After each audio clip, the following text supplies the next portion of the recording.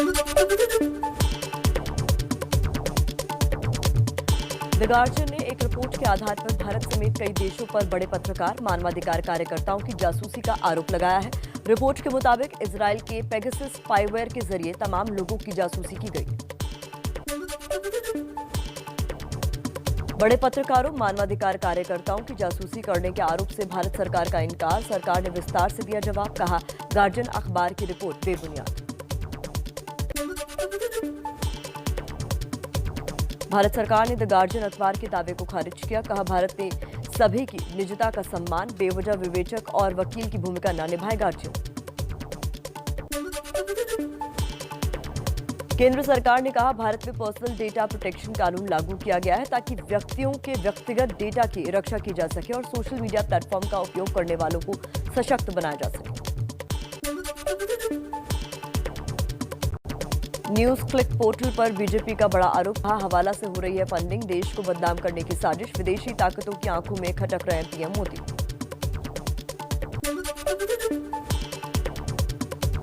दक्षिण कश्मीर के शोपियां में सुरक्षा बलों के साथ मुठभेड़ में 2 आतंकी ढेर, इलाके में सुरक्षा बलों का सर्च ऑपरेशन जारी।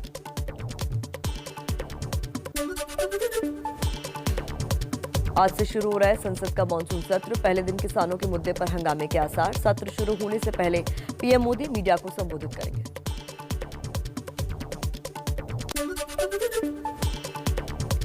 पीएम मोदी आज लोकसभा में नए मंत्रियों का परिचय कराएंगे। सभी को सुबह 11:15 बजे संसद पहुंचने को कहा गया है।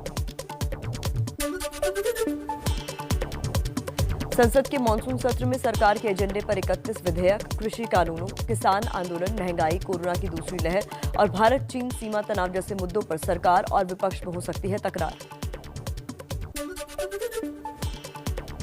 मानसून सत्र के लिए सरकार की सर्वदलीय बैठक, 33 दलों के 40 नेता हुए शामिल। पीएम मोदी ने कहा स्वस्थ और शांतिपूर्ण चर्चा के लिए सरकार है तैयार, जमीन से जुड़े नेताओं के सुझाव बेहद अहम। मानसून सत्र से पहले एनडीए की भी बैठक हुई। पीएम मोदी ने ट्विटर पर लिखा, हमारा गठबंधन जनता की भलाई और उनकी आकांक्षाओं को पूरा करने के लिए काम करता रहेगा। मानसून सत्र से पहले लोकसभा अध्यक्ष ओम बिरला ने सभी दलों के नेताओं के साथ बैठक की। प्रधानमंत्री मोदी भी इसमें शामिल हुए। मानसून सत्र के दौरान सरकार को घेरने की तैयारी में कांग्रेस सांसद मनीष तिवारी ने कहा, आज लोकसभा और राज्यसभा में काम रोको प्रस्ताव रखेंगे। सदन में सरकार को घेरने की तैयारी में आम आदमी पार्टी भी। राज्यसभा सांसद संजय सिंह बोले, पार्टी कृषि कानून, महंगाई और बिजली संशोधन विधेयक के खिलाफ विरोध दर्ज कराएगी। संसद सत्र के पहले दिन तृणमूल कांग्रेस के सांसद पेट्रोल डीजल की बढ़ती कीमतों के खिलाफ प्रदर्शन करेंगे। टीएमसी के सभी सांसद साइकिल से संसद आएंगे।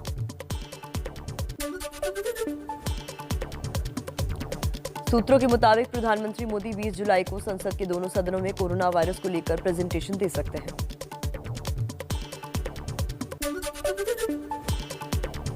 पंजाब में अंदरूनी कलह के बीच प्रदेश कांग्रेस के अध्यक्ष बने नवजोत सिंह सिद्धू। विधानसभा चुनाव के दौरान सिद्धू की मदद के लिए 4 कार्यकारी अध्यक्षों की भी नियुक्ति। पंजाब कांग्रेस में पवन गोयल, सुखविंदर सिंह डैनी, संगत सिंह और कुलजीत नागरा को कार्यकारी अध्यक्ष बनाया गया। पवन गोयल को छोड़कर तीनों कार्यकारी अध्यक्ष विधायक हैं। प्रदेश अध्यक्ष बनाने के ऐलान के बाद गुरुद्वारा पहुंचे नवजोत सिंह सिद्धू। पटियाला के दुख निवारण साहिब गुरुद्वारे में मत्था टेका। नवजोत सिंह सिद्धू के कांग्रेस अध्यक्ष नियुक्त होने पर अमृतसर में उनके घर पहुंचे पार्टी कार्यकर्ता। सिद्धू के पक्ष में लगाए नारे, मिठाइयां बांटकर खुशी का इजहार किया। नवजोत सिंह सिद्धू के समर्थन में उतरे कांग्रेस के वरिष्ठ नेता अश्विनी कुमार। कहा, सिद्धू को पंजाब कांग्रेस का अध्यक्ष बनाने के आलाकमान के फैसले को सभी को स्वीकार करना चाहिए।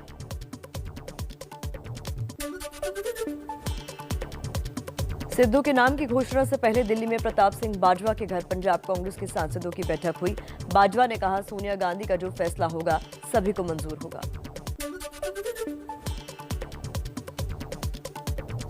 सुनील जाखड़ ने आज बुलाई है पार्टी विधायकों और जिलाध्यक्षों की बैठक। बैठक के पक्ष में नहीं कैप्टन अमरिंदर सिंह खेमा। विधायक सुखपाल खेरा ने जाखड़ से बैठक न बुलाने की अपील की। नवजोत सिंह सिद्धू ने कल दिन भर कई विधायकों और कांग्रेस के नेताओं से मुलाकात की। कैप्टन खेमे के सांसद रवनीत बिट्टू के भाई और विधायक गुरकीरत सिंह से भी मुलाकात हुई। कैप्टन के गढ़ पटियाला में सिद्धू का जोरदार स्वागत। पूरे जोश में दिखे सिद्धू। घनौर से विधायक मदन लाल जलालपुर से मिले। कांग्रेस नेता राहुल गांधी का मोदी सरकार पर निशाना। ट्विटर पर लिखा, सत्ता की भूख ने लाखों लोगों को दाने दाने को तरसा दिया, कुछ न किया, बस रोज नया जुमला दिया। आगे बढ़ते हैं, कुछ और खबरें देख लेते हैं फटाफट अंदाज में। यूपी विधानसभा चुनाव पर संघ ने की बड़ी बैठक। दत्तात्रेय होसबोले, अरुण कुमार, सीएम योगी और डिप्टी सीएम केशव मौर्य शामिल हुए। संघ की बैठक पर समाजवादी पार्टी के अध्यक्ष अखिलेश यादव का निशाना। बोले, संघ और योगी सरकार जनता का ध्यान भटकाने की साजिश रच रहे हैं, लेकिन कोई ताकत योगी सरकार को नहीं बचा सकती। शायर मुनव्वर राणा ने एआईएमआईएम प्रमुख असदुद्दीन ओवैसी पर साधा निशाना। कहा, ओवैसी बीजेपी की बी टीम है जो मुसलमानों के वोट बांटने का काम कर रहे हैं। यूपी में कांग्रेस के ने दिए गठबंधन के संकेत। पार्टी महासचिव प्रियंका गांधी बोली, विधानसभा चुनावों के लिए कांग्रेस के दरवाजे खुले हैं। यूपी में 23 जुलाई से मायावती का ब्राह्मण जोड़ो अभियान। छोटे छोटे कार्यक्रमों के जरिए ब्राह्मणों को जोड़ने की कोशिश होगी। बीएसपी ने अक्टूबर में इसे शुरू किया था, लेकिन कोरोना के चलते रोक दिया था। यूपी के सीएम योगी आदित्यनाथ ने अपने आवास पर लगाया जनता दरबार, लोगों की सुनी समस्याएं। राजस्थान में नहीं थम रही बीजेपी की अंदरूनी लड़ाई। वसुंधरा राजे के समर्थक पूर्व यातायात मंत्री रोहिता शर्मा को संगठन ने 6 साल के लिए पार्टी की प्राथमिक सदस्यता से सस्पेंड किया।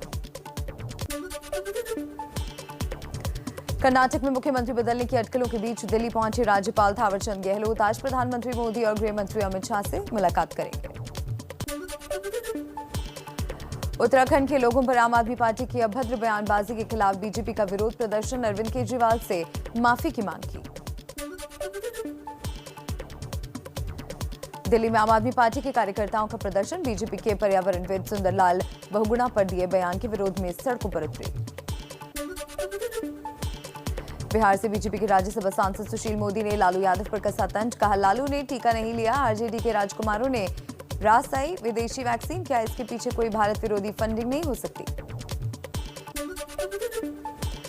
जनसंख्या नियंत्रण बिल पर कांग्रेस नेता शशि थरूर का बयान। कहा, समुदाय विशेष को टारगेट करने के लिए उठाया जा रहा है जनसंख्या का मुद्दा। हरियाणा के फरीदाबाद में विश्व हिंदू परिषद यानी वीएचपी ने बढ़ते धर्मांतरण और जनसंख्या पर चिंता जताई। कार्यकारी राष्ट्रीय अध्यक्ष आलोक कुमार ने सरकार से इन मुद्दों पर कानून बनाने की मांग की। मुजफ्फरनगर में भारतीय किसान यूनियन के राष्ट्रीय अध्यक्ष चौधरी नरेश टिकैत ने 2013 के सांप्रदायिक दंगों के लिए बीजेपी को बताया जिम्मेदार। कहा, समाजवादी पार्टी और बीएसपी दंगों के कारण बेवजह बदनाम हुई। आंदोलनकारी किसानों का किसान संसद का ऐलान। दिल्ली पुलिस के साथ बैठक में कहा, संसद के मॉनसून सत्र के आखिरी दिन तक जंतर मंतर पर चलेगी किसानों की संसद। आज फिर हो सकती है पुलिस की किसानों के साथ बैठक। किसानों के ऐलान को लेकर सुरक्षा की पुख्ता तैयारी। दिल्ली पुलिस ने नई दिल्ली जिले के 7 मेट्रो स्टेशनों को अलर्ट रहने के निर्देश दिए। कहा, जरूरत पड़ने पर इन्हें बंद किया जा सकता है। किसान आंदोलन के चलते दिल्ली आने जाने में हो रही परेशानी के मसले पर सुप्रीम कोर्ट में सुनवाई। कोर्ट ने केंद्र, दिल्ली, हरियाणा और यूपी सरकार को भी पक्ष बनाया है। बिहार में महंगाई के विरोध में आरजेडी का विरोध प्रदर्शन जारी। आज तेजस्वी और तेज प्रताप यादव निकालेंगे साइकिल यात्रा। सभी जिला मुख्यालयों पर होगा प्रदर्शन। कोलकाता में टीएमसी का केंद्र सरकार के खिलाफ प्रदर्शन। पेट्रोल और डीजल की बढ़ती कीमतों को लेकर हो रहा है विरोध। कुणाल घोष ने कहा, सरकार की नीतियों के खिलाफ जारी रहेगा प्रदर्शन। महाराष्ट्र के कराड़ में कांग्रेस ने केंद्र सरकार के खिलाफ निकाली साइकिल रैली। लगातार पेट्रोल और डीजल की बढ़ती कीमतों के विरोध में कांग्रेस का प्रदर्शन।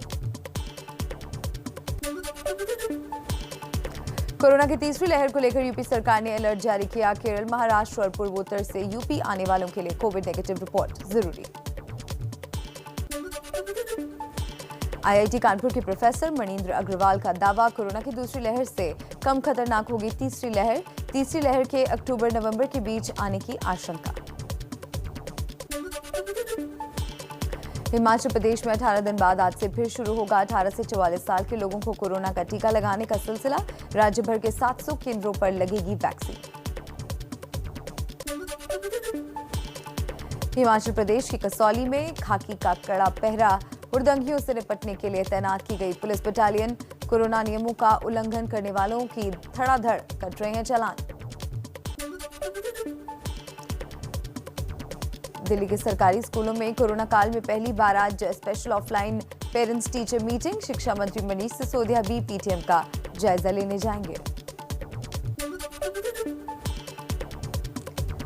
दिल्ली के बाजारों में थम नहीं रही है लोगों की लापरवाही। बकरीद से पहले तुर्कमान गेट के पास सड़क किनारे बकरों की खरीदारी करने उमड़ी भीड़। सोशल डिस्टेंसिंग और मास्क के नियमों की उड़ी धज्जियां।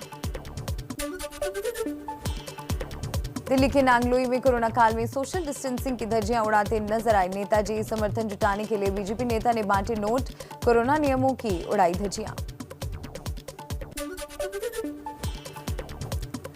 देश के अस्पतालों में कोरोना के इलाज की व्यवस्था पर सुप्रीम कोर्ट में सुनवाई। कोरोना की पहली लहर के दौरान कोर्ट ने स्वतः संज्ञान लेकर सुनवाई शुरू की थी।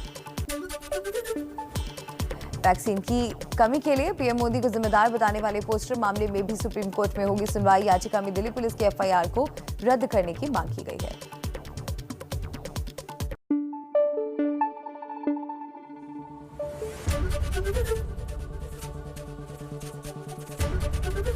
एबीपी न्यूज आपको रखे आगे।